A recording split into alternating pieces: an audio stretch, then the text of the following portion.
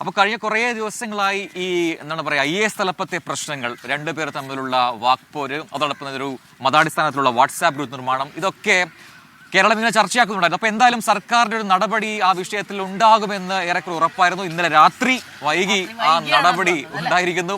അപ്പോൾ N പ്രശാന്തിനും K ഗോപാലകൃഷ്ണനുമെതിരെ suspension നടപടി ഉണ്ടായിരിക്കുന്നു സർക്കാരിന്റെ ഭാഗത്തുനിന്ന്. അപ്പോൾ അതിൽ തുടർ പ്രതികരണങ്ങളൊക്കെ നമ്മൾ ഇന്ന് പ്രതീക്ഷിക്കുന്നുമുണ്ട്. ആ വാർത്തയുടെ വിശദാംശങ്ങളിലേക്കാണ് നമ്മൾ ആദ്യം കിടക്കുന്നത്. എനിക്ക് തോന്നുന്നു AV ജയശങ്കർ വരുന്നുണ്ട്. തിരുവനന്തപുരത്ത് നിന്ന് AV ജയശങ്കറും വളരെ ഊർജ്ജസ്വലനായി തന്നെ വരുമെന്ന് നമുക്ക് പ്രതീക്ഷിക്കാം അല്ലെ മോർണിംഗിൽ.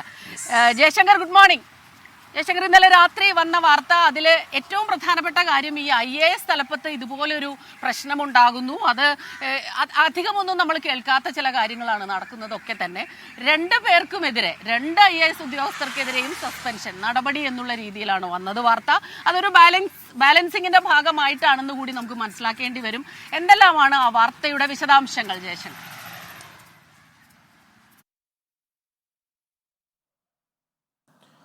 Good morning Prajin and Prabhitha. എന്തായാലും അസാധാരണമായൊരു നടപടിയാണ് സർക്കാരിൽ നിന്ന് കഴിഞ്ഞ ദിവസം ഉണ്ടായത്. ഒരേ സമയം രണ്ട് IAS ഉദ്യോഗസ്ഥരെ, സിവിൽ സർവീസുകാരെ സസ്പെൻഡ് ചെയ്യുന്നു. എന്തായാലും ഈ K ഗോപാലകൃഷ്ണനെതിരെ ഈ വാട്സപ്പ് ഗ്രൂപ്പ് ഉണ്ടാക്കിയതുമായി ബന്ധപ്പെട്ടാണ് നടപടി.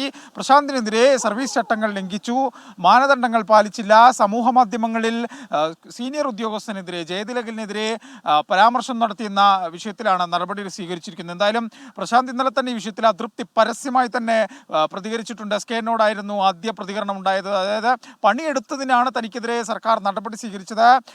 തനിക്ക് ഈ കാര്യം ഇത് തൻ്റെ ഗുഡ് സർവീസ് എൻട്രിയായി താൻ പരിഗണിക്കും, സന്തോഷമായിരിക്കും എന്നായിരുന്നു പ്രശാന്തിൻ്റെ ഒരു പ്രതികരണം. ഗോപാലകൃഷ്ണൻ ഈ വിഷയവുമായി ബന്ധപ്പെട്ട് പ്രതികരിച്ചിട്ടില്ല. എന്തായാലും വരും മണിക്കൂറുകളിൽ പ്രശാന്തിൻ്റെയും ഗോപാലകൃഷ്ണൻ്റെയും എല്ലാം പ്രതികരണം വരും. ഈ വിഷയത്തിൽ IAS ഉദ്യോഗസ്ഥർക്കിടയിൽ തന്നെ രണ്ട് വിഭാഗമായി തിരിഞ്ഞിട്ടുണ്ട്. പ്രശാന്തിനെതിരെ എന്തിന് നടപടി എന്നൊരു ചോദ്യം ഒരു വിഭാഗം ഉയർത്തുന്നുണ്ട്. എന്തായാലും ഇതിൻ്റെ എല്ലാം വിവരങ്ങൾ വരും മണിക്കൂറിൽ വരണം. എന്തായാലും സർക്കാർ വിഷയവുമായി ബന്ധപ്പെട്ട് അതീവ ഗൗരവകരമായാണ് രണ്ടിനെയും കാണുന്നത്. ഒരു IAS ഉദ്യോഗസ്ഥൻ ഇത്തരത്തിൽ സമൂഹ മാധ്യമങ്ങളിലൂടെ, വാർത്താമാധ്യമങ്ങളിലൂടെ മുതിർന്ന ഉദ്യോഗസ്ഥർക്കെതിരെ അഴിഞ്ഞാടുമ്പോൾ അത് സർക്കാരിന് കളങ്കമാണ്. ഇത് കണക്കിലെടുത്താണ് പ്രശാന്തിനെ സർക്കാർ താക്കീത് ചെയ്തിരിക്കുന്ന ഒരു സസ്പെൻഷനിലേക്ക് എത്തിച്ചിരിക്കുന്നത്.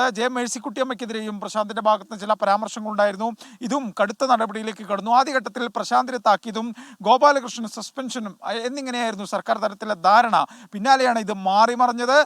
കർശന നടപടിയിലേക്ക് കടക്കാൻ സർക്കാർ നിർബന്ധിതരായി. എന്തായാലും ഉപതെരഞ്ഞെടുപ്പുകളുടെ കൂടി കാലമാണ്. അതുകൊണ്ട് തന്നെ IAS ഉദ്യോഗസ്ഥർ സർക്കാരിൻ്റെ പരിധിയിലാണ്, അവർ സർക്കാരിൻ്റെ നിയന്ത്രണത്തിലാണെന്ന് കൂടി തെളിയിക്കേണ്ട ബാധ്യത സർക്കാരിനുണ്ടായിരുന്നു. അതുകൊണ്ടാണ് ഇത്തരത്തിലൊരു കടുത്ത നടപടിയിലേക്ക് പെട്ടെന്ന് കടന്നത്. എന്തായാലും ഇനി പ്രതിപക്ഷ ആരോപണങ്ങൾക്കൊന്നും പ്രസക്തിയില്ല.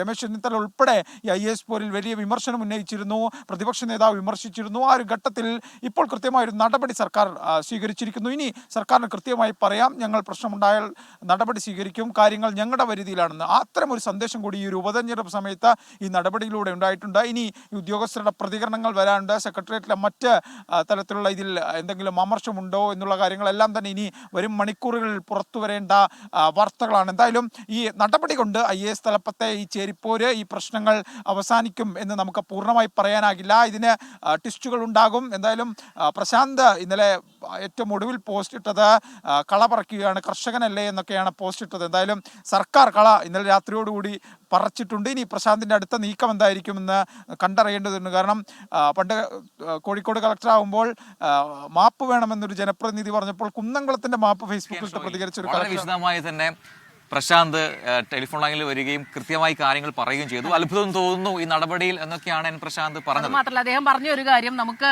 Right to freedom of expression ഉണ്ട്. അപ്പൊ ആ ഒരു സ്വാതന്ത്ര്യം മാത്രമേ ഉപയോഗിച്ചിട്ടുള്ളൂ.